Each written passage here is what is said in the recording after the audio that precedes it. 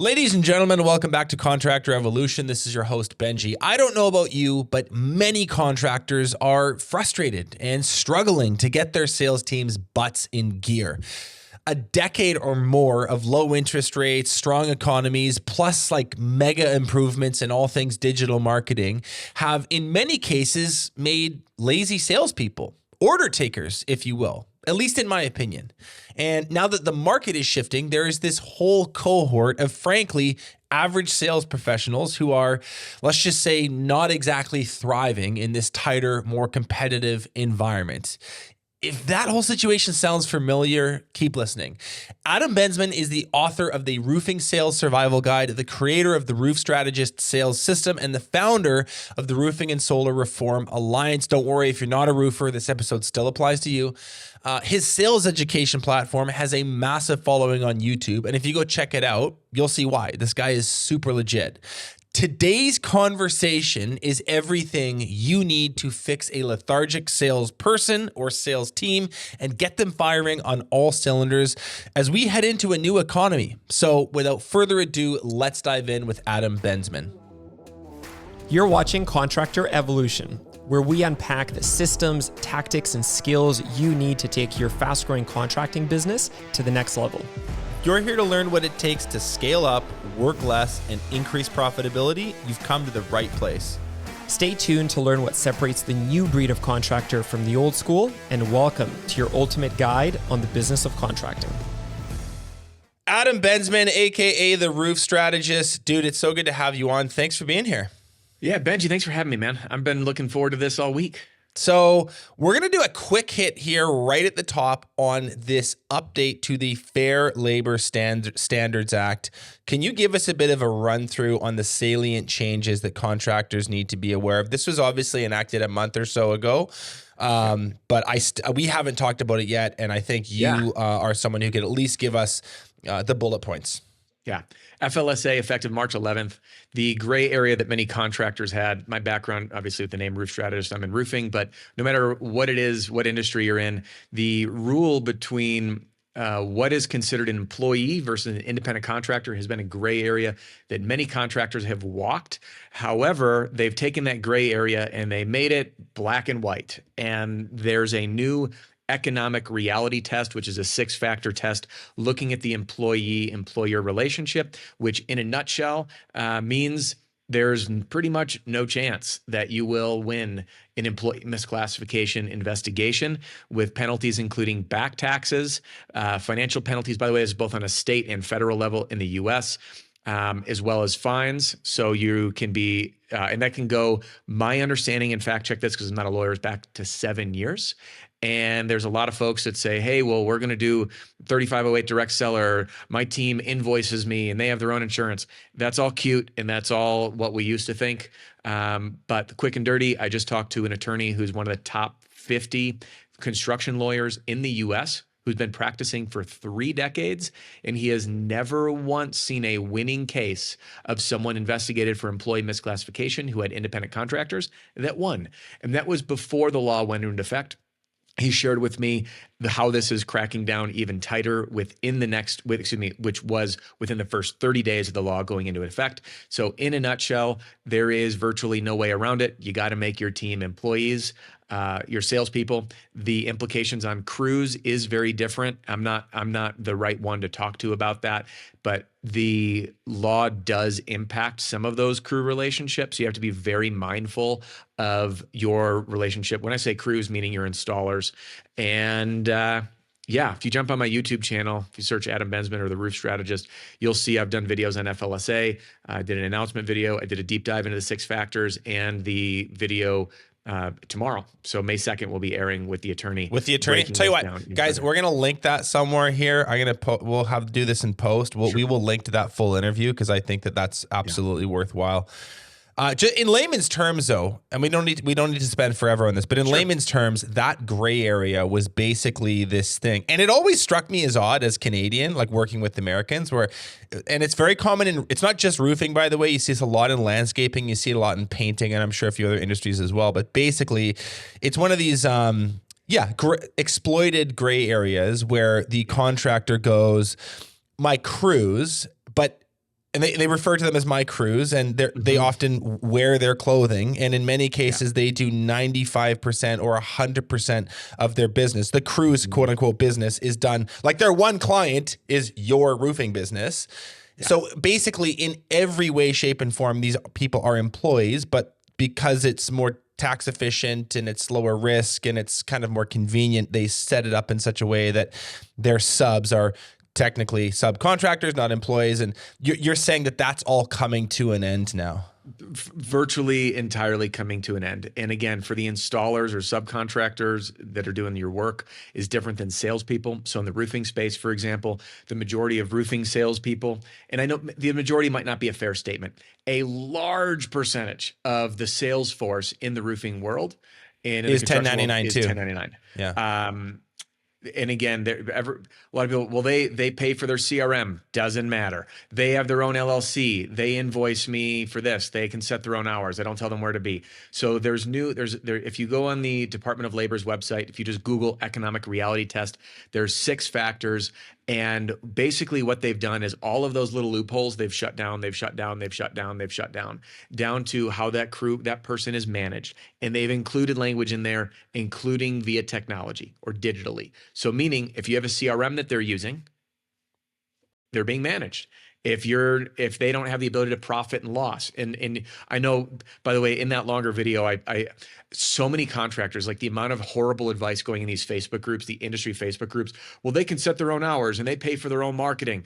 All the language, yeah, they can pay for their own marketing, but does it benefit the individual or the company? So if the sales rep is marketing for leads, but they're only selling for the company, and the marketing says, work with me with XYZ roofing company, then that law, the interpretation of the economic reality test says, well, that investment in their own marketing is for the benefit of the company, not the individual.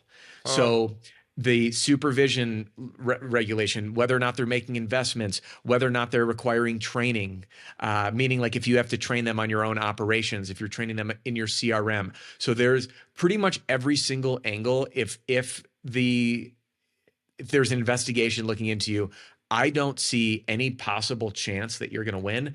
I have talked to 3 separate attorneys on this in depth, and not one has said there's a shot.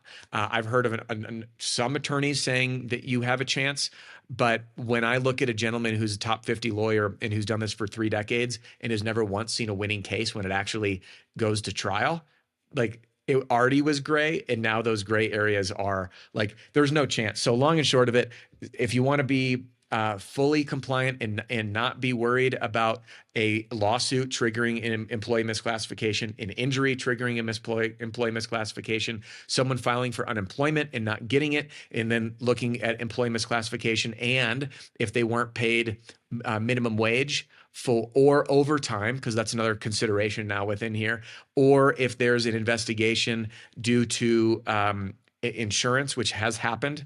People have auditable policies, and then they say, hey, man, your entire sales force should have been on payroll. That's employee misclassification. And I had a contractor that owed 6 figures in insurance because they had an auditable, I believe it was 6 figures.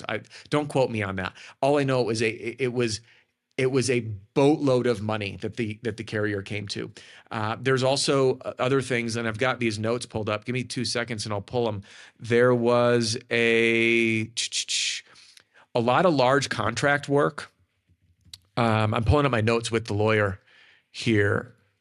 It was, highly visible projects. There can be wage and hour audits. So if you're doing any government contracts and they do a wage and hour audit on your people, and they are independent contractors, this can trigger. So there's 1,000,001 things that could open up an investigation. Yeah. And I'm going to end on this note because this will scare the heck out of people. There's literally, if you search the IRS website, it's called the Whistleblower's Office. So a disgruntled employee or disgruntled competitor, you can go to the IRS website and complain about someone and report them for employee misclassification. And should their investigation unfold, and then there are back taxes collected, the person who blew the whistle on them is rewarded 15 to 30% of the revenue collected. Oh my God. So I just wanted to end on that note. Like, you guys can try to skirt it, but like this very well could come back to bite you hard. All right. So it sounds to me like what you're saying is like, hey, big policy change. And by the way, I'm also hearing people sort of like basically trying to game the news system. Well, I have this document that I give to my subs and I'm really explicit about what not's included. So like I should be good. And it's if I'm reading between the lines on what you're saying, it's like that's and also guys, please go watch the full interview. But like it's probably like stop trying to like game the system. You probably just need to get on the right side of this one. For your sales force, because that's one of the loopholes in the law on the fact sheet is let me pull it up so I can cite it. Whether the work performed is integral to the employer's business. So if you're a painting company and your painters are independent contractors, I'm just going to ask you, is painting an integral part of your business? Yes, it is your business. Okay. So that's a problem. Now there are nuances on using crews, like roofing is if you're classified as a general contractor who does roofing, again, I'm not an attorney because this part of the law is very complex versus the type of ownership for the entity, the type of control of the entity, whether or not that crew is doing work for other subs as well, the other companies, as well as a sub for other companies. So with your manual labor, it becomes a little bit more complex from a sales standpoint, like hopes and dreams, buddy. They should be employees and you can sleep at night. Cool. All right. Well, that's all we need to hit on that front today. I think that's a very interesting rabbit hole. And for those of you listening where it affects your business, I'm sure you've probably investigated this to some degree already, but make sure you kind of cross your T's and dot your I's on this one. It's governments change policies and things that worked a second ago are all of a sudden obsolete. So do tech platforms. So like this, it's a humbling moment when stuff like this happens, which it does happen where you go, hey, I've built a business system or an entity, or I've built something to sort of work in this environment. And overnight at the stroke of a pen, that is no longer the case. And you got to figure it out. So thanks for the rundown. Hey, should we talk about wardrobe for a sec? Yeah, let's talk wardrobe. Okay, dude. So, guys, wardrobe today is provided by Woodowis Painting, owned by Toby Woodowis, one of my favorite members. I'm not supposed to have favorites, but I do. He actually owns two businesses, Woodowis Painting and Woodowis Roofing. They're in Pleasant Hill, California. It's in the Bay Area. He's been a member for 8 years. I was texting with him this morning. So some growth stuff. When he started BTA's business is at 1.5 million. This year, they are on track to do 12 million in revenue. So he's grown a lot. And the single biggest thing that he's gotten from Breakthrough Academy is building a system that is not based on him, that his team can use and operate and scale the organization without him all the time. So if you want to work with 600 plus other amazing entrepreneurs like Toby, in what I think is the best growth accelerator in the industry, you check out Breakthrough Academy, and there's going to be a link in the description below. You can click on that. You can check out a landing page, learn a little bit more about us. We are the group, the organization that produces this podcast. So thanks for the close, Toby. Really appreciate it. Let's get back to Adam. Okay, here's where I want to start, dude. I was having a conversation with Marcus Sheridan, the They Ask You Answer guy? That man influenced my life in a big way. He's the best. YouTube channel. He's the best. By the way, I also, because every time he comes on, he always talks about his fishing channel. I checked out his fishing channel. I'm not even into fishing. It's absolutely lit. If you're into sports fishing, go check out Marcus Sheridan's fishing channel. Anyway, he was on a few months ago and he was talking about, I don't know how he phrased it, but it was something like the lost art of human selling. And basically the case he was making was like, through the ZIRP era, and for those of you that don't know that acronym, it is the zero interest rate policy era, basically from the early 2010s until a couple years ago, where things were really frothy, a lot of stimulus, a lot of cheap money. He also talks, so that made it for a very strong market. He talks about automations. He talks about digital marketing. He talks about like the environment changing for home services and construction and contracting, but in the market more broadly. And he was sort of making the case that all of that stuff has created a situation where we've salespeople have sort of lost the art of that human to human connection, that human to human selling, and they're relying a little bit too heavily on a strong market, technology, and other things. What is your take on that idea? My take is that the world is shifting. I believe that we've entered what I call the feeling economy, which we'll get into in a little bit. And I do see a deterioration, but I don't know if it's as much of an actual deterioration versus complacency. And I'll give you an example. Like, I broke my ankle. I had my leg in a cast. 6 weeks later, my muscle atrophied. Now, does that mean my muscle's gone for good? No. I had to work hard to get it back. So I think that we can look at our new world where, again, there's a tremendous amount of technology. Companies are investing more in marketing. There's a higher demand for attention. Inbound leads and the technology to nurture those inbound leads has increased, which has been like a cast for salespeople. So they have atrophied the muscle or the skill set of selling. In its place has come a new wave of purchasing trends from homeowners that I call the feeling economy. So I do believe that there's been a shift, but I think it's similar. Like if we had an analogy of a water balloon, if you squeeze the water balloon, the volume of the balloon in the water inside doesn't change. But when we pull down on one area, it will displace the water to another area of the balloon. And I think that the sales process, the human sales process, pre the ZERP times, was the entire balloon. But then half the balloon was squeezed by technology, which displaced all this water in a different direction. So the selling experience has evolved, and the consumer trends have evolved alongside them. So that's my 2 cents. So I love the way that you frame this, deterioration versus complacency. And then the other word that jumped out was it's atrophied. And so I want to frame this way. And I think this is a good way to set up the rest of the conversation. I think what we'll talk about today, and what I'm talking about a lot on the podcast more broadly right now with other guests, is sort of like revamping, revitalizing both your sales and your marketing divisions, retooling that for a new economy, for a new market, for a new world. That sounds a little cliche. That sounds like maybe grandiose language. But I do think that it's your injury is a good example. Hey, I tore my ACL and a bunch of muscles and joints kind of atrophied, and it took me a while to build those back. I had to do some rehab. I had to get back in the gym, do some physio.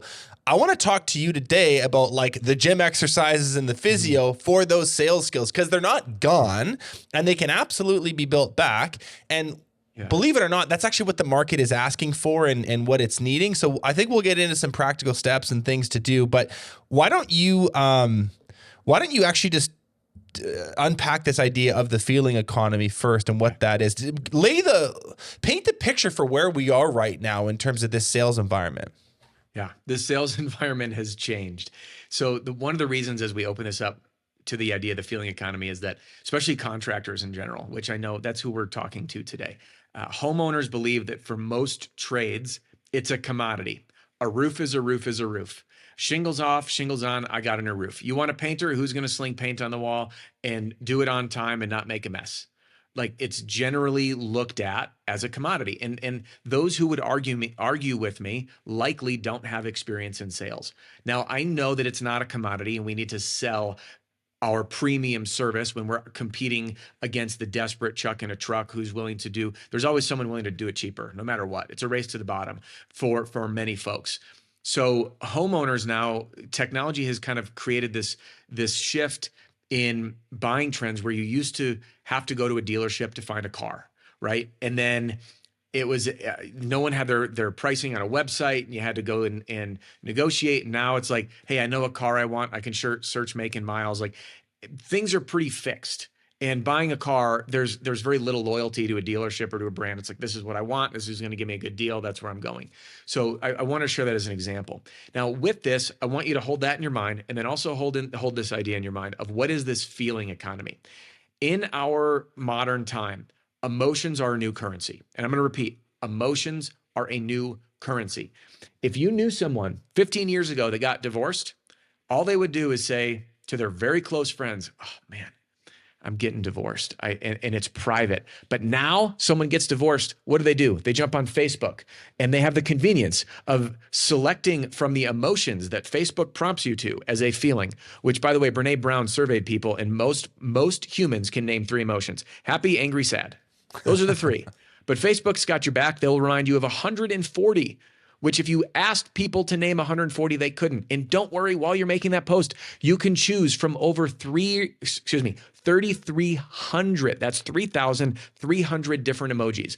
So the person getting divorced is going to write a post. Oh, it is with sad news to tell you that Peggy and I have decided to get divorced. It breaks our heart, but we've grown apart over the last decade. The kids are in a good place, and we share this crap on our sleeve. And what happens is emotionally charged posts, Facebook has shown via their test of emotional contagion, when they manipulated the news feed of 750,000 people to show them negative posts to see if they'd have a higher likelihood of engaging with those posts and making negative comments. They did, which showed that emotions are contagious. Achoo, I sneezed, you got a cold, same thing with emotions. So emotions are contagious. Emotions get people's attention, and emotions like influencers, when they're crying, will grab their phone and film themselves. And if you did that literally a decade ago, you would be institutionalized, because that crap is nuts. Yeah. But now it's like, and if you go on YouTube, I literally found a 1-hour compilation video of influencers crying to their audience. Oh my God. Can you send that to me? Yeah, I'll send it to you when we're done. Okay. So, and then the last thing that I want to add, Rolex. I'm a big watch nerd. I'm not a huge Rolex fan myself, but Rolex just released an emoji watch. They took the Datejust, one of their most iconic watches, and the day, this is a date actually. Instead of a day wheel that tells you Monday, Tuesday, Wednesday, it's a different emotion, and then the date wheel is different emojis, and the thing sold out. So the point is that emotions drive decisions, which we all know. However, what people don't realize is the inner part of the decision-making process, which I call the comparison creature within us. And all of us have this comparison creature. So I'll give you an example. For many people, if you were to go out to eat, like Benji, do you have like a go-to spot that you frequent for dinners? Like if you're like, I have like 40, dude. Like, look at me. Like I have too many go-to spots. Yeah. Yeah. Perfect. I had a feeling, but I didn't want to be a butthead, right? I got my go-to spots. Now, when you go to the go-to spots, do you generally get the same thing? Because that's like what you get there. Depends on the spot. Some places I've got, there's a few where I'm just like, I'm getting the Laxa, and then sometimes I switch it up, but yeah. Yeah.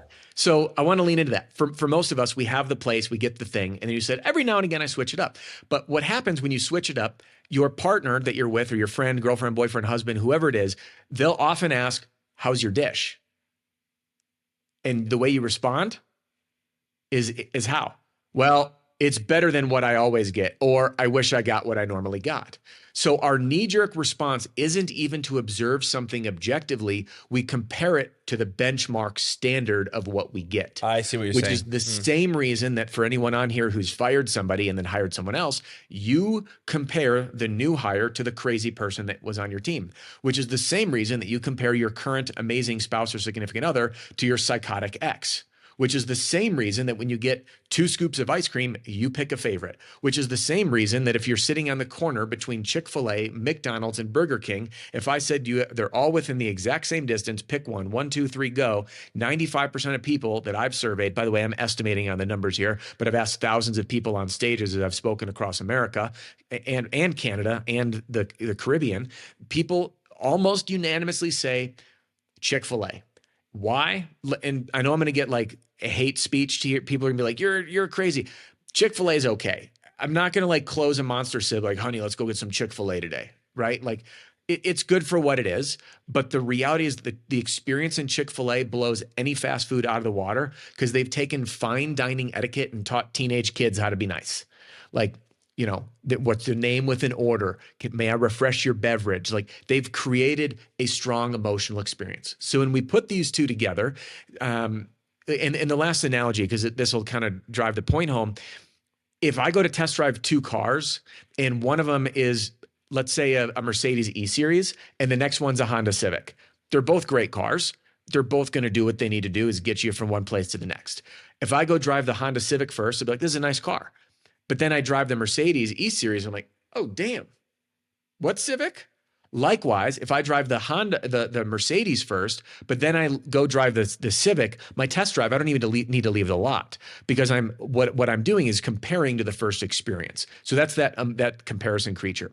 So in today's economy, the formula of winning of winning a deal in the new feeling economy is, number one, creating a stronger emotional experience, and number two is winning the comparison. So when we can create an amazingly strong emotional experience, i.e. Chick-fil-A as an example, and win the comparison, again, being the Mercedes E-Series compared to the Civic, you win deals every time. This is a lost art of people that are trying to say, I want to be different. I want to be better. I'm going to get the new tools, the new technology, the new iPad, the new presentation software, the new appointment reminders, all these things. I'm going to get more reviews. All of these things. What most contractors don't realize is that you, my friend, sad news for you, are shopping in the exact same place as every other contractor for the exact same tools that you delusionally think are going to make you different, which is no different than in American football. The NFL is tapping into the same pool of resources, the same game tape, the same physiological research, the same physiotherapy. All of it is the same. But the person who wins on the field, the team who wins, is the one who performs better. So I pose that what we need to do as contractors is to create a stronger emotional experience and win the comparison, not by being different, but by being 99% better and only 1% different. And if we focus on being better, defined as creating a stronger emotional experience and winning the comparison, as homeowners shop and experienced you and 4 other contractors or 5 other, or the person we all know that gets 17 estimates, when you win that comparison, that's how you win deals. Hey everyone, finding the right people is the hardest part about growing a contracting business. So here's a little freebie from us that we think will help. Download our ideal candidate profile and job posting tool to help you figure out what profile of person you actually need in terms of their strengths, their experience, their personality, and then use that information to build sexier job postings that people actually apply to. Click the link in the description, implement it right away, build your dream team. So let's click in on a few things there. Somebody might be listening to this and they go, Adam, I sell like roofs, like you're talking about creating an emotional experience. Like that sounds like pretty buzzwordy, like great. At the end of the day, I'm putting shingles on. What does that tangibly mean inside a sales process for, contractor XYZ? Like how do we actually do that? How do we key into create a more emotional experience at that decision-making stage? Yeah. So what I want you to do is visualize this map. Okay. You've got your sales rep in column 1. You have competitor 1 in column 2 and competitor 2 in the third column. Okay. Okay. Now I'm running down the columns there. We have different categories. First impression, timeliness, communication, professionalism, the emotional experience, the actual inspection or assessment, the presentation, how you answer questions, your reputation, your value. So those are just a few categories. So let's go through this. On a scale of 1 to 10, you want to rank your company on the first impression. For an inbound lead, and in my organization, the Roofing and Solar Reform Alliance, I just did a secret shopper experience where I was calling our members to see how they were handling their inbound leads. And luckily, none of our members were doing this, but let's give you an example. Ring, ring. Hey, thanks for calling so-and-so roofing. So that's their very first impression. Now, I want you to rate on a scale of 1 to 10 how strong that is, 10 being positive, 1 being weak. That is like that's like a 2.7, maybe a 3. Yeah. Meanwhile, here's another one. Shout out to one of our members. Thanks for calling Dragon Scale Roofing, a proud member of the Roofing and Solar Reform Alliance. How can we help you today? 10.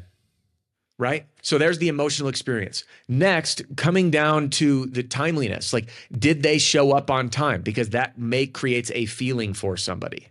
Now, on the comparison side of things, and I could get way deep in the rabbit hole. So if you want me to go deeper, I can. I just don't want to get off the rails here. Give us a few. So that's on the emotional experience side. Let's not get lost in the rabbit hole, but I mean, this is valuable. If you can key on a few points like timeliness, like first impressions, like how to build a proposal in a way that kind of elicits a more emotional response. I think it's worth hitting some quick points on that. Yeah, let's do that. Let me run down the list. And I'm going to blend emotional experience, meaning how you make people feel when they have a brand interaction. Loyalty follows emotion, which is why people are generally allegiant to one airline, not Allegiant Airline for any reason. Their cell phone carrier, the fast food joints they frequent, all of these are based on the emotional experience. When someone's like, I'll never fly Frontier Airlines again on purpose. Why? My grandfather died. I had to cancel a flight. Like, they were a total nightmare of me trying to get a refund on a flight. Meanwhile, for me, I fly United. I've got a chat portal. I've never once paid for something in United that I didn't feel like I should pay for. So my emotional experience with them is great. So I am loyal to them. Other people feel that way about whatever airlines you fly. Doesn't matter. I don't care if you fly United. So that's the emotional experience. And then I'll break these down, but I want to just kind of apply these to the categories. The comparison is, what are you doing? What are they doing? And too many people look at this from a tech standpoint. Well, I presented on an iPad. Right. This guy used pen and paper. Right. It doesn't matter the tech medium. What matters is how it was delivered. Okay. So let's break down a few of those categories. First impression, that is going to be rated both on the inbound lead and the first microsecond when you show up at their house, if you're a home services contractor, right? Or your first interaction. Next is your timeliness. This is one of the easiest ways to make money as a contractor is just do what you say you're going to do and show up when you say you're going to show up. If you do that, you could suck at everything else and you'll get business. 3 is communication. This is where most people drop the ball. So one of the things that I coached most of the members in RSRA on is setting the expectation of what happens next. A lot of folks converted the appointment really well, like really, really well. But what they were missing is, and here's what's going to happen next. Meaning, we are going to be showing up at your house. I want you to look for a truck. It'll be logoed. We drive white vans with X logo on it. We're going to show up on time. If for any reason we're running late, we're going to text you. I want you to be home. I want you to have an hour handy. Okay. Tom is the representative who will be serving you. And again, the appointment reminders, the appointment warm-ups. I learned this from Marcus Sheridan. I integrate it in my model. By the way, I got to shake his hand at an event we were both speaking at and go up and chat with him and sent him pictures, showed him how I've applied his concepts to my YouTube channel. It was great. I love that guy. But Marcus Sheridan talks about assignment selling, giving people homework before the appointment. So for RSRA members, I've built that for them. It's called Sniff Out the Scum, the Insider's Guide to Choosing the Right Roofing and Solar Contractor. So we send that to the homeowner, read this first, which they proactively overcome all the big objections. They know what's happening. So again, that communication, even if there's no updates, no one wants to sit without hearing anything. You call them every week. All right. No news. Just want to let you know we're on it. So that's communication. Next is professionalism. This can be categorized to envelop all things of your business and the experience of professionalism. Did you show up in a rusty old truck? Does your guy smell like booze and cigarettes or not? Is he well kept? Is he communicating clearly? So that would be a level of professionalism. Then we get down to the details. In roofing, we do an inspection. In painting, you're going to do an assessment before you can give a quote. Walk through the house, asking thorough questions to show that you're paying attention. One of the examples in roofing is if 2 people give thorough inspections and only one of them looks in the attic, who did a better job? The guy that looks in the attic. Oh, they didn't look in your attic. How are they going to know? How are they going to be able to predict rotted decking? How are they going to know about your insulation and ventilation? So paying that attention to detail. And it's not, again, this is what blows, it blows some people's mind that selling has so much more to do with persuasion than persuasion. Everything leading up to the presentation, in my opinion, is more important than the presentation itself. I couldn't agree more. There's that book by Robert Cialdini. I think it's literally called Persuasion. Yep. So those are just a few. Can I make a point on that whole idea? Because it's something that I have studied and you know, I actually think I'm pretty good at. I don't think there's that many things I'm super skilled at, but I think if there's one thing that I am good at and I've learned how to do well over the years through reps and through by not being very good at it, it's that persuasion piece. The way that I think about communication is always like there's two sides of it. There's context and there's content. And the context, in my experience, like the framing of a thing is always more important than the thing itself. So the way that we do podcasts, like these are framed in a certain way. There's context built around it so that the listener knows why it's important to get through the content part. And that same concept is like so critical for sales, for marketing, for anything that's persuasive. And so anyway, like to just validate some of the things that you're saying, those little touches of the email reminder, the text reminder that goes out the morning of the estimate with a video in it of the salesperson. You know, maybe a nice little bit of print material that you actually give to the homeowner while you're doing the inspection for them to look at. Like it's these little things that aren't actually you and like your sales skills, I think are such an important piece. And I don't want to diminish the value of being an articulate speaker, understanding psychological hooks and tapping into those, being a good closer, all of that stuff still matters. But I think if I were looking at where I would want to invest, I would actually work on that context piece, that persuasion piece first. Yeah, without a doubt. One easy, and I'd like to give folks a tangible way to run with this. I'll teach you how I do it in roofing. One of the biggest mistakes that I see in roofing is people try to sell as an expert. So they'll say, "Hey, your roof is damaged," and oftentimes their offer is a free inspection. So, "Hey, I'm the I Sell Roofs guy, and I'm going to offer a free inspection. And gee golly, would you look at that? Your roof is really messed up, and you should buy a new one from me today." Like, come on. Yeah. So what we know about humans who create change for themselves, which, by the way, being in sales means you're a change maker. That's the definition of a salesperson, is a change maker. And for people to want to change, they have to, have a problem and seek a solution. But no one changes if they don't own the problem first. If I show up and I'm like, "Hey, Benji, your hat's stupid, buy this one," you'd be like, "Dude, you're an But on the roof example, if I show up like, "Hey, Benji, your roof's damaged. You need to buy a new one from me." Like, cool. Car mechanics do this garbage all the time. "Oh, by the way, you need a new cabin filter, and we recommend doing a coolant flush, even though the factory says to do it every so often." So with roofing, we use framing. I wanted to bring this up because you used one of my favorite phrases there. By the way, when I met with your team, there's a lot of things I said. I said to the team, "I'd really believe a rising tide lifts all boats." And they said, "Oh, Benji says that all the time." I'm like, "Yeah, and we both believe it." So anyway, framing is before we share the inspection results or the photos of the roof condition, we need to educate them on what they're going to see. Because what I want to do is get the homeowner to say, "My roof is damaged," instead of me telling him it's damaged. So I use framing to say, "Here's early wear indicators of your roof, what we look for, and why homeowners just like you do something about it," which basically is giving them the lens to be a professional roof inspector. And then we say, "Would you like to see what your roof looks like?" Yes. Show them a picture. Shut up. Yeah. "Do you see what I see?" "Yes." "What is it that you see?" And they begin describing the damage on the roof to you. Swipe over, do the same. Now we transition to, "Great, would you like to hear how I can help?" And then we literally just got permission to pitch, and they've taken ownership of the problem. So this is just a few of the elements of blending persuasion with framing to differentiate yourself, create a stronger emotional experience where you win the comparison in the new feeling economy and start closing more deals. Is there anything else you want to say about this comparison creature idea and why that's such an important concept to always keep in mind when you're designing a sales process, hiring salespeople, training in the field, what have you? Yeah. Don't think about doing it differently. Think about doing it better. So many people, because it's no secret, like, Benji, you said 600 contractors you work with? Yeah, north of that. In BTA, it's north of 600 members, yeah. Okay, north of 600.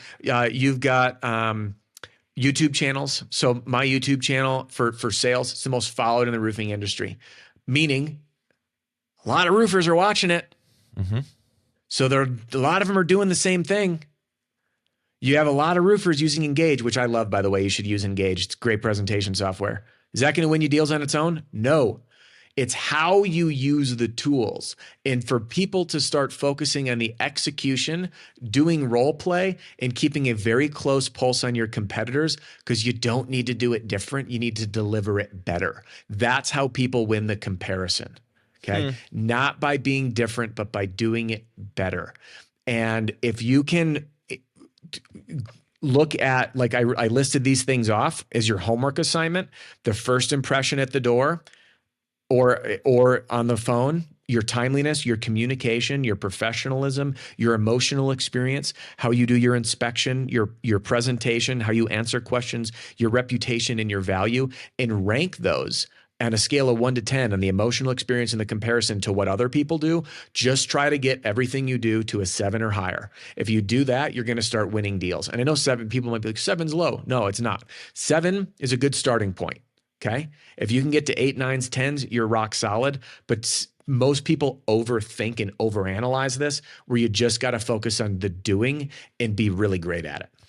How valuable is this sort of secret shopper experience? Like, I mean, I wonder how many people do that. I'm sure some people do, but how many contractors get quotes from their competition? I mean, I know it's not like full blown undercover boss where they're like wearing an outfit and like faking it, but like, is there a way to like engage with your competition at the consumer level? Sort of in marketing terms, they call this funnel hacking. Hey, I went to a competitor, I opted in for the newsletter, and I checked everything, clicked all the links, and there's like learning that's come from that. Like, is there a funnel hacking exercise that contractors should be doing with the people in their neighborhood, and what kind of value can be gleaned from that? Yeah, it's a good question, and I got to be honest, I have mixed feelings on it. When I do the secret shopper, I'm calling the companies that are members. So I'm getting permission to secret shopper them, but that's the power of a network and a community. Is now I'm able to share that recording and be like, here's how 15 companies answered the phone. I just did that in an afternoon, and you guys can learn from each other. And by the way, here's individual coaching feedback. Now there's other folks like Adam Sand with Roofing Business Partner. I know in the past, I don't know if he's still doing this. I think he may or may not still be doing this. And Adam can correct me if I'm wrong, but I believe that he rented an Airbnb and in a location for a company he was working with, and then secret shoppered to get full quotes and ran an appointment. So he had someone at the house, and then their competitors showed up. Now, to me, do I think that's a smart business move? Absolutely. But there's also things that like I think work, but I would be freaking pissed off if you wasted my money and my time as a business owner and my salespeople who their income depends on closing deals, so you can like sneak inside information from me. Like I'd be pissed. So, again, there's certain things like what I teach on my sales philosophy is there's things that work, and there's things that I won't do based on how I want my customers or my customers' customers to feel. Yeah. So I'm sharing that. Like, do people do that? Yes. But I really like what Brian Tracy says is I want you to act in a way that if everything you did became universal law. So do you want everybody to be doing that or not? And that's my moral compass of how I choose to do business. Anyway, I didn't mean to get on my high horse, but yes, there's ways to do it. I personally think that the first starting point for everybody, action item, call your own business. I was sitting in a roofing company in Denver, Colorado. They did, I don't know, just north of $10 million a year. And I'm with the owner, and I call his office. Robot voice. Thanks for calling so-and-so exteriors. For billing, press 1. Right. For commercial, press 2. I'm like, oh, let's pretend it's a commercial lead. I press 2. It rang to a guy who got fired. It forwarded to his cell phone. And we went through all the call loops, and he's like, holy crap, man. But it's like, you can't really make fun of the guy because many of us have been so busy that we don't know what's going on. Mm-hmm. And the same thing happened to me. Like we launched our SRA, we pivoted our brand, and like a couple weeks in, I'm like, holy crap, I never updated our voicemails, but I don't see it because I don't call my own company. And like, I ended up calling my own company, and I was like, I felt so stupid. Mm-hmm. So secret shopper yourself first and start there to see what your experience is like. I think that's you'll have a lot of learnings. Yeah, totally. And it might be humbling. What are you coaching the people you work with on this problem? I think a lot of contractors are having. I alluded to this earlier. I won't like belabor the point, but I think it's fair to say the market is changing, and there's going to be variance from geographies, from industries, but I think on the whole, it's fair to say that deals are harder to come by today than they were 2 years ago. People are sluggish in their decision making. They might be shopping things around a little bit more. They might be pulling the trigger on smaller average ticket sizes, all that stuff. So the environment has gotten more competitive, a little tighter. Let's just say that's true. I want to know what your advice would be for a business owner who is working really hard to change the culture in their organization, more specifically their sales organization, and take people from, let's be honest, there was a decade there of basically order taking to you need to become a bit of a business developer. You need to become, as another guest of ours recently coined the term, you need to become a bit of a carnivore, not a herbivore. You need to be a little bit more aggressive. We need to be doing prospecting. We need to be following up a little bit more. How does somebody change the attitudes, the mindset, the energy level, the habits inside the building on that piece? Yeah, it's a great question. I'm going to start this with what might seem out of left field, but it's going to link in. First is understanding the fundamentals of sales. My sales philosophy is called 3DS, 3 domino selling. And those 3 dominoes, the premise is that there are 3 dominoes that we must knock down in order to get the sale. Number 1 is trust. People buy from people they know, like, and trust. Okay. Number 2, people buy things that they want or need. And in today's economy, people are trimming back on things they want, but things they need, they aren't as much. Now, within the need category, there's 2 sub-needs. There's a need for the product and a need for the service provider. So if I need a new roof, I need to figure out I need a new roof, and I need to have it. I need to have Benji be my roofer, not the other competitor. Okay. So trust, need. The third one is people buy things when the money makes sense. And it becomes very counterintuitive for people to make the money make sense. Like, oh, well, I don't do financing, or my customers pay cash, or I don't like offering financing, or we all offer financing. The problem is how people present the solution. And no matter what the economy is doing, good or bad, those 3 dominoes, no matter what's happening in the economy, if you knock them down in order, you win the sale. If you screw any up, you don't. Okay. Now, short version on making the money make sense. If someone's broke and needs to buy a new car, they often do what? New or used? They'd probably go used, and they'd probably finance it. Correct. Thank you. You skipped ahead for me. They go used, they finance it, they sit down with financing. Financing rates on a used car are higher. Financing rates with crap credit are higher. Therefore, the broke person, which, by the way, this happened to someone I know. I actually was just visiting them. It's a family member's friend. I was just in Wisconsin this last weekend. She went in to buy a $20,000 car because that's what she could afford. She left paying for a $30,000 brand new car. Why? Because the money made sense. She got into Ford financing, which offered lower monthly payments.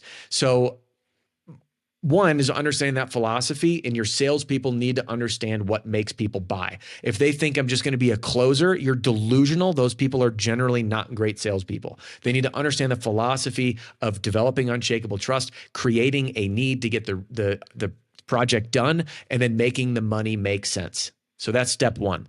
2, what happens? There's a psychological term called the Pygmalion effect. And the Pygmalion effect is the rising or falling to the expectations of others around us, which means you'll get what you accept. So if you have lazy people or poor performance on your team, I'm sorry, it's your fault. And by the way, it's my fault too when I have it. I'm not saying you're a failure, but the leadership is in charge. Because if you are accepting poor performance, if you're accepting laziness, if you're accepting complacency, what that means is everybody on the team sees this person's not working that hard. So the Pygmalion effect says everyone's going to rise or fall to that level. Your job is to raise the bar and hold people accountable. And the easiest way to do this in 2 minutes or less is through group accountability.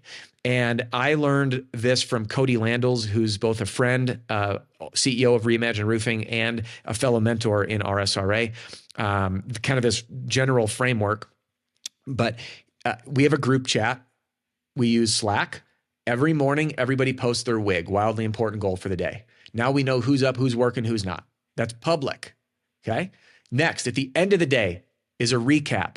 For salespeople, it's the total volume of sales in a dollar amount, number of contracts, number of appointments run, number of new appointments booked. those 4 metrics that are posted daily. Okay. At the end of the week, they do their after action report, which is a weekly looking back, what I did well, what I could do better next time, and my plan for next week. And what ends up happening is when you create a bookend of the day, starting with an intention, something I can control, to what my sales report is for the day, you know who's working, who's not, who's closing deals, who's not. But what happens is they know everybody else is watching. It puts healthy pressure on everybody. So our job as a leader is to know that if we accept those standards, we will get those standards and it will poison the culture. Our job is to raise the standards and hold everyone accountable via public accountability and role play or reporting in a public setting, depending on your industry and your roles. And then people who don't rise to those standards, if they're not on the same boat rowing in the same direction, they're not part of the team and they need to be removed from the team. Have you thought about why what you just described works? And just to recap, it's sort of like a wildly important goal that's posted in the morning. There's like a daily recap done on Slack or some other communication channel. There's like a weekly recap. It's all very public. Everyone else can see that. Have you pondered the reasons on a psychological level why that's effective? 2 reasons. One is instant data. For most business owners, and I'm trying to solve this in my business because the CRM we switched and we're working through this, I'm retroactive on data. So I have to wait up to a month to get a full clear snapshot on data. And now my problem is I'm making a decision on, I'm lagging a month behind. Yeah. But when I have daily data showing up and the team sees that, they now are on it. Number 2, I'm adding in another one here. Number 2, what gets measured gets managed. Most people, like I got real fat as a roofer. I drank every night and I gained 30 pounds. I stopped working out. I now no longer drink and I'm not fat. At least I don't think I'm fat. But anyway, I was a butterball. But what happens when we gain weight is you don't notice it until you notice it, right? You're not like, I put on a pound. You're like, you look back, you're like, how the hell did I get 30 pounds heavier? Yeah. So the same thing with sales. If you're not looking at it, then it just goes unnoticed. And then the final piece is group accountability. It's really easy to slide under the radar in a team environment when no one notices what you're doing. It's very easy to coast, right? And my entire team's remote. So it's one of the reasons we do this is to know who's doing what. We also have an activity report that's posted. Melissa, my EA, posts our activity. So we see how many emails came inbound, outbound, text, inbound, outbound, call numbers, time on calls for all team members. So if someone doesn't is like not working, it becomes really glaringly obvious to everybody. So pressure is when people perform better. Comfort creates complacency, and it's healthy pressure. So when we know everybody is watching, plus all of us have that little thing I shared before, that comparison creature. So everybody's comparing themselves to everybody else. So if you're the guy that's getting goose egg after goose egg after goose egg day, you're like, well, what the hell, man? Now I got drive because I'm embarrassed that everyone's seeing me strike out with zeros, and they're looking up to what's possible. So there's all these components at play that just naturally raise the tide, and it's so much easier. People resist this, but action item, do this today. Get a group chat going with everyone on your team. Wildly important goal. You're going to know who's working and who's not. You should start it off. Assign one person on the team as a reminder to make it a habit. And at the end of the day, everybody signs off with that message. And if they forget it, you just remind them. Soon enough, it becomes habit. The thing runs on autopilot, whether you're in the office or not. And the team knows what everybody's doing. And the Pygmalion effect comes into play, that the standards rise because they're chasing the big guy or the big gal, the closer of the company.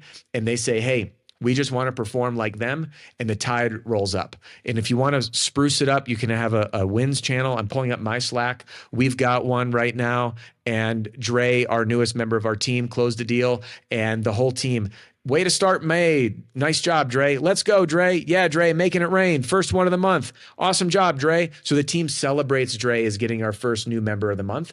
And this, again, keeps the morale high. And Dre, being newer, watched Kennedy bring in 4 members yesterday alone. And he's like, dude, how are you doing this? Like, so now he starts working with her. He's jumping on the phone because my team's remote or on Zoom. And they begin to support each other through this atmosphere. So it's a healthy competition in a group setting, but healthy competition for a desire to personally get better individually. That was a great section. I think we'll clip that. Let's talk about new skills needed for this new economy. We were talking offline about this, and I'm not going to give it away, but there's kind of a list of things, and I found it really compelling. Like, these are new skills that salespeople need to bolt onto their tool belt that they maybe didn't need before because they weren't tech enabled. The market wasn't that competitive.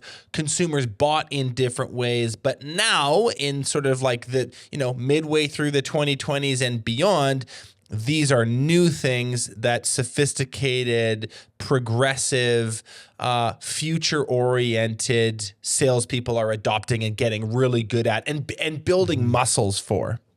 Yeah. First one's written communication. And some people might think this is rudimentary, but hear me out. Homeowners are, by the way, Benji, are most of the contractors you serve residential contractors? It's probably like 75% of the businesses we work with would be residential oriented. There'd be 25% that are more commercial or industrial. And then there'd be a lot of businesses that do a bit of both. So if you want to speak to residential, it's all good. Healthy ones always do a little bit of both. Yeah. But I think for the most part, lion's share, then I'm just going to talk residential. Why? Commercial is very similar. People don't answer the phone. No one wants to talk to you anymore. And in a sales environment, we learn to communicate by reading body language, projecting body language, capturing attention, reeling people back in, figuring out when they're kind of like dozing off or something or changing direction. But we lose 100% of that when we are forced to communicate over text and email. And text is kind of becoming the number one communication channel for many customers. They much prefer to text rather than email or talk to somebody. And a lot of salespeople, what we don't realize is you are measured just like an athlete. You're measured on you're only as good as your last performance. If you're a chef, you're only as good as the last meal you cooked. So when you're in the house, you could crush it. But then you follow up over text and you're busy, right? So you're like, hey, Peggy, just following up about the roof estimate. Just wanted to see if you had any questions. Would you do me a favor and give me a buzz back? I just want to see where you guys are at. Happy to help any way I can. Right. And then we hit send. And there was no punctuation. It comes off as this giant run-on sentence. And the homeowner looks at it like, are you illiterate? Right. And instantly you look like a freaking. So written communication, and I'll boil this into some like actual tactics too here. Sure. Needs to be simple.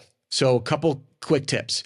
Write at a 3rd to 5th grade reading level, never higher than 5th grade, period. If you don't know how to grade that, go to HemingwayApp.com. HemingwayApp.com. Free tool. You can start typing a message in there and it will tell you the grade level. If you look at the most successful presidential campaigns in the US, the messaging has always been between 3rd and 5th grade.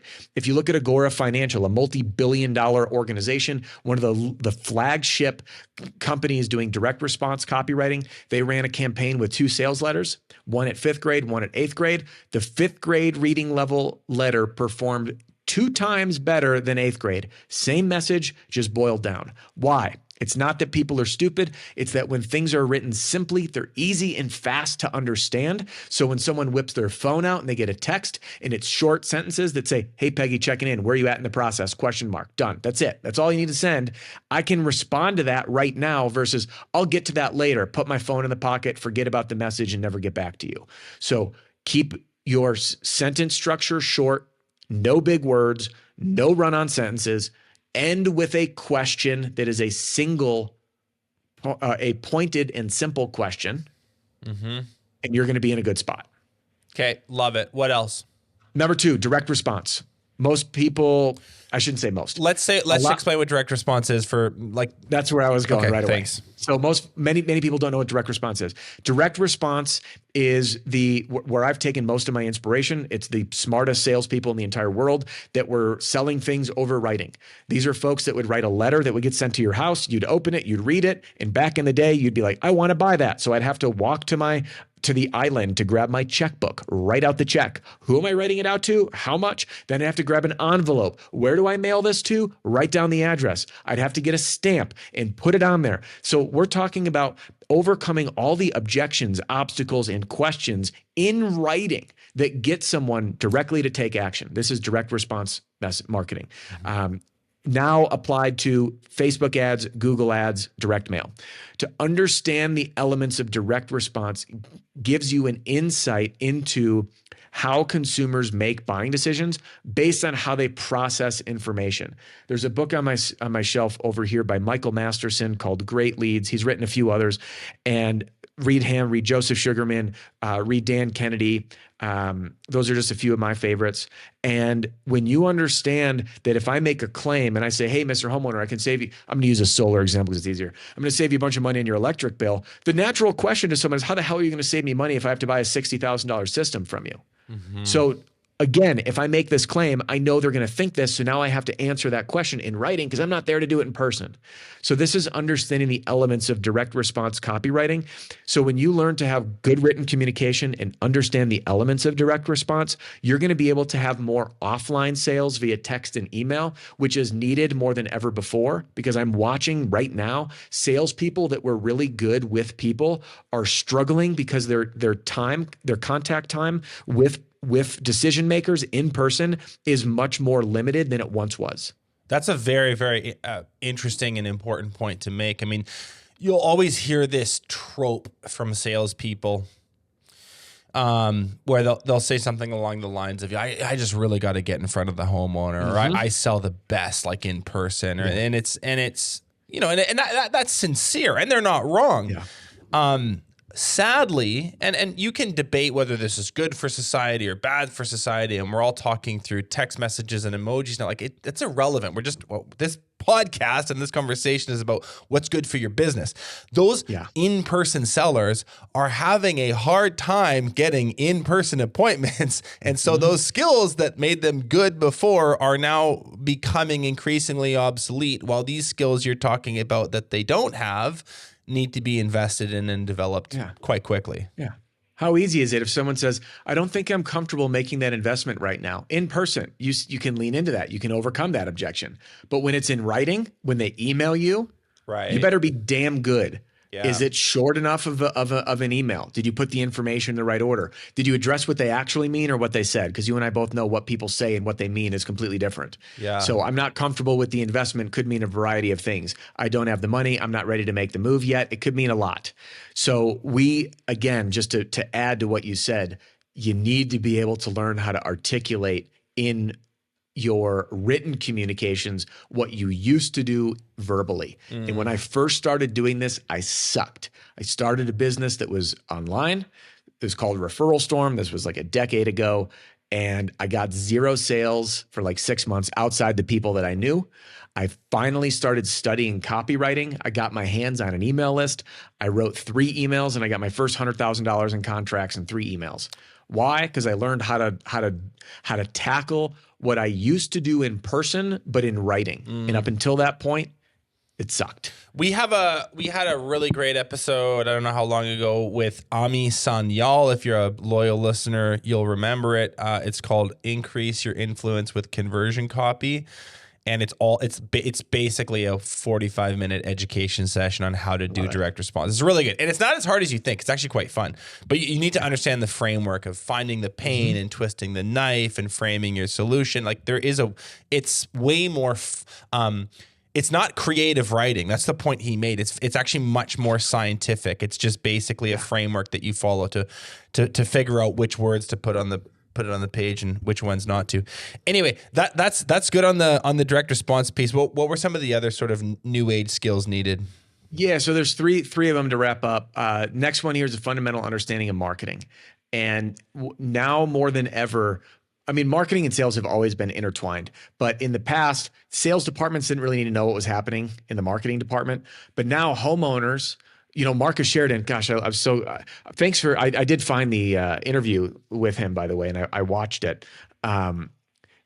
With his company, his pool company, and correct me if you remember this better than I did, but he said that if my memory is right, it was 63 pages on their website was what the average consumer would consume before asking for a quote for their pool. 63. Yeah, it was some crazy number. It was a lot. And most people are like, I don't even have 63 pages on my website. I'm like, exactly. Now I look at my people, I've done, I think at this point, a little over 1,100 videos. And most of my customers, I have spent hours in their ear or on YouTube before they reach out. So people are like, 63 videos, that's crazy. I'm like, how many videos of mine did you watch before becoming a customer? It was a lot. And the same thing, if I'm going to get a painting quote and I'm looking around, if I'm getting a roofing quote and I'm looking around, if I'm getting a concrete quote and I'm shopping around, I am going to comb through the website. Are they legit? Is the About Us page there? Are there people behind this? Why is the owner hiding from this company? Do they have any resources, any tips, any guides? Can I look at reviews? They're going to poke around through assets you own and public assets, whether it's Yelp reviews, Google reviews, BBB, whatever. So and then when your marketing is set up right, they're going to see retargeting ads with offers. So the salespeople need to know what's happening in the marketing world, what offers are being sent, what people are saying, what reviews are saying, so that the conversation can continue into the sales dialogue. What's a big miss is when roofers, excuse me, I'm so used to speaking with roofers that when contractors are in the house to facilitate a sale, they need to know they're picking up on a conversation. So in days prior, years prior, the conversation mostly started when you were in the home. At most, they called off a coupon or a mailer or something, or they found you in the yellow book. Remember the yellow book? Mm-hmm. That's like what it was, like roofer, go through. They might see a whole page color ad. Woo, that was your advertising. But now there's so many more touch points. So if we think of it, our job, again, is to join the conversation that's going on in their mind. The conversation's already begun. You're starting here on step 7. And if you don't know what the heck's going on with the first 6, you're SOL. So that's one of them, is having a deep understanding of what your company's doing at a marketing level and understanding marketing in general of what aroused the interest so you can carry that interest forward into a sale. Any thoughts quickly on how to actually facilitate that? Because sales guys, I shouldn't say sales guys, salespeople historically can be a little like, I'm a salesperson, so I can say this. Like they're a little, like stuck in their little sales universe. Like they're like, I do appointments and I like they don't really care.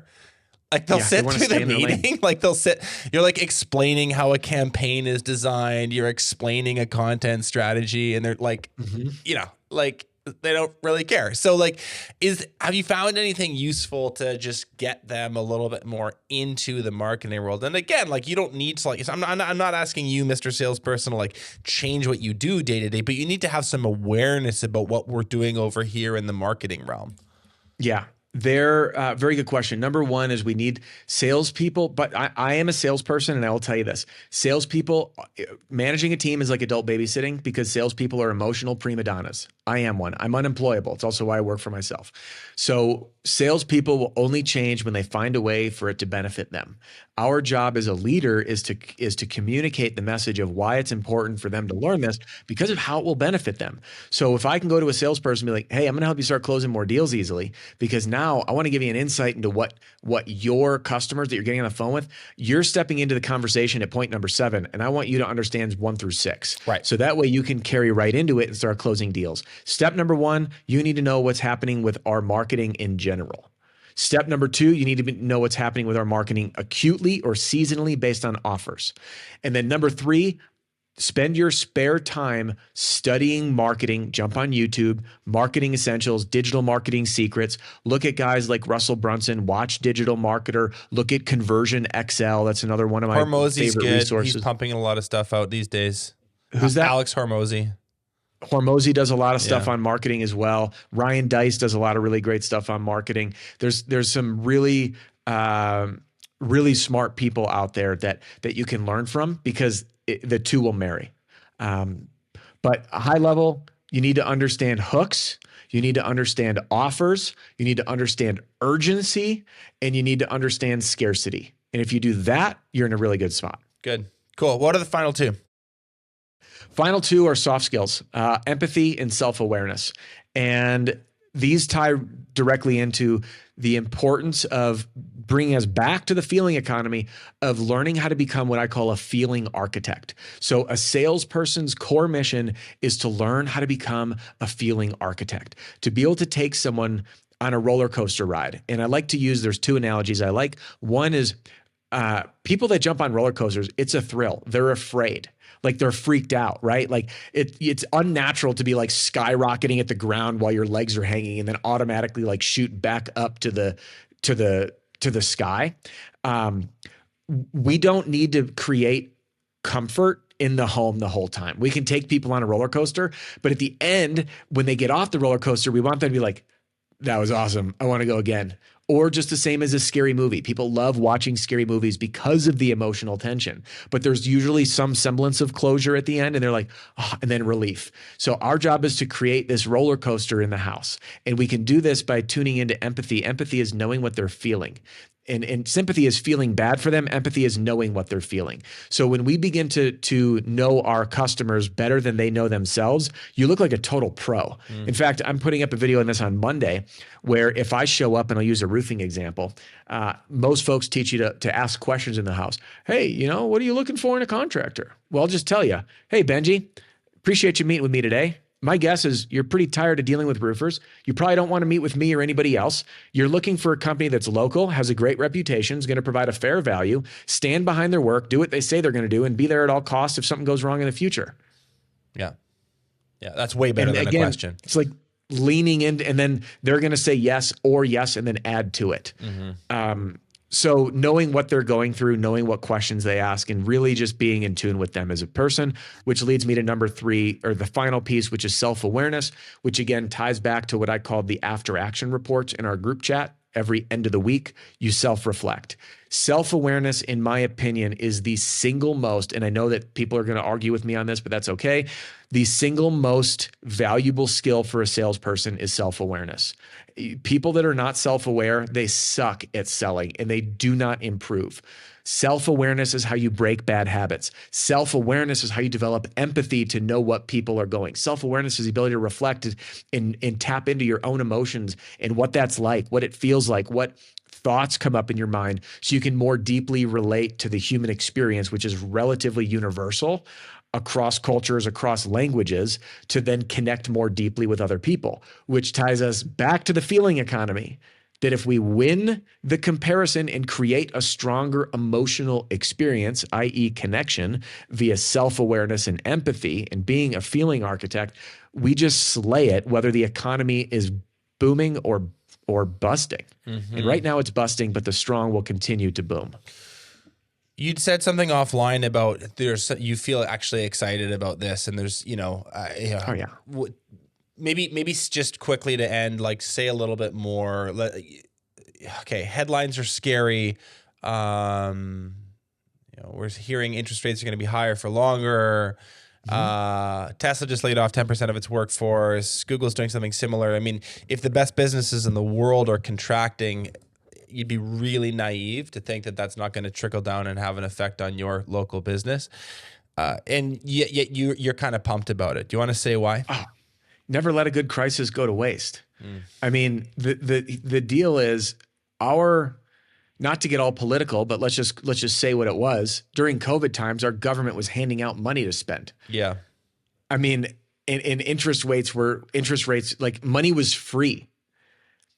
So a lot of people got lucky and made money, but luck doesn't carry you in the long run. So you're going to watch all these people that really, the reason that they're in business is pure luck of opportunity and timeliness, but their skill sets are going to drop off. So they're going to go they're going to tank. I would not be surprised that within the next 5 years, 50% of contractors go out of business. Really? And I know some people are like, dude, that's insane numbers. I'm like, look at it. Consolidation, private equity, rising interest rates, the economy, inflation, like we are on a runaway freight train to doomland right now. And it's awesome because when problems occur, new opportunities arise. So for us, what we need to identify is, while everyone struggles, where's the gem that's going to help me grow? How can I provide a solution? Especially if you're in an essential home service, like painting, unfortunately, is less urgent. Like I could forego painting my house. That's relatively elective for the most part. Exteriors, we could argue, but interiors, not really, right? But a roof, plumbing needs, electrical needs, you have a need that doesn't go away no matter what. So your job is to find ways to develop unshakable trust, create a need. People that don't have a strong enough need, that say, I want to wait till next year to do this, you failed at creating a need and making the money make sense. So this is such a fun time to innovate sales processes, because if we look at some of the wealthiest people in human history, they made their money during a depression. So right now, and I don't know what the answer is quite yet, but things are getting shaken up. Our industry, in my opinion, is under attack. When I say ours, I mean contractors. FLSA. We have Biden, again, I know I'm speaking in the US here. Non-competes are now illegal. Florida, Minnesota, Louisiana all have or are enacting literally noose tightening regulations on specifically roofers in this case. We have interest rates going up, inflation going up, the economy going down. We have pressure from insurance carriers, if you're doing any insurance work for any of those folks on here. And there's going to be entire new ways of doing business that we just don't know about. So being at the forefront and learning how to solve problems and innovate quickly and having an agile sales team, those companies are going to explode. And I predict that we are going to see a huge, we're right now, middle market roofing companies are going to be between the $3 and $12 million a year mark. We're going to start seeing a divide that they're going to boom or they're going to bust. In this middle market, I think is going to go away. I think a lot of people that are trying to get traction are going to go under. And this is an opportunity to figure out how to win when everybody else is losing. So I am not concerned about it, because I love change and I love innovation. People panicked when FLSA occurred. People panicked when Senate Bill 76 hit Florida and totally shook up the industry in the roofing world down there. But guess what? The good companies, they're killing it. Yeah, it's interesting.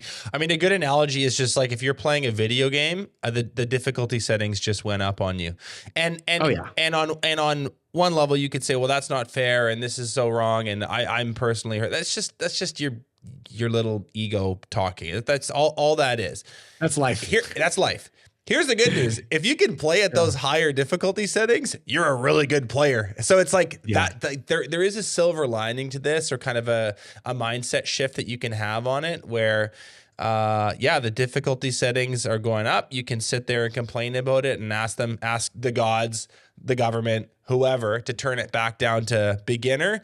Or you can just get better at the game. And so I think that's probably a good note to end on. Dude, this has been such a good little just walkthrough. I'm thinking already what we're going to title this. It might be something like how to get your sales team off their ass or something. I don't know. I'll play around with some search terms and come up with something fun. But before we wrap, where can people follow you? Just give the people a quick run through of kind of your universe and what you do. Yeah, quick run through. First, easiest and best way to get started. I put up 2 short content videos a day, 2 long form videos every week. You can find me on Instagram, Facebook, TikTok, or YouTube. Just search Adam Bensman. My channel name is @Roof Strategist. You can find me personally on Facebook, Adam Bensman, same on LinkedIn. If you are in sales, you can grab a copy of my book. It's called The Roofing Sales Survival Guide, How to Beat the Odds, Overcome Yourself, and Win Big. It became a #1 bestseller on Amazon in the sales category in under 24 hours. And no, that was not with marketing gimmicks or any sort of nonsense. I simply just released the book and announced it to the world. And many sales teams are reading it. Even if you're not in roofing sales, if you're in home services, you're going to find some relatable gems. You can find that on Audible as well. And if you're a roofing or solar contractor and you want to learn how to work with me for sales training and ongoing support, community and collaboration and mentorship, along with the ultimate endorsement, you can learn more about the Roofing and Solar Reform Alliance at rsra.org/join. That's rsra.org/join. And that should be enough places to get in touch. Adam Bensman, you've said it all, my friend. I really appreciate the time today. We will link all your stuff somewhere below so to make it easy to find. Let's do this again soon. Yeah, Benji, thanks a bunch, man. I had a blast, and this prep call for this was one of my favorites I ever did. So appreciate you. Thanks, dude. Thanks so much for watching this episode of Contractor Evolution. If you've already subscribed to our channel, consider sharing this episode with another contractor who you think needs to hear it.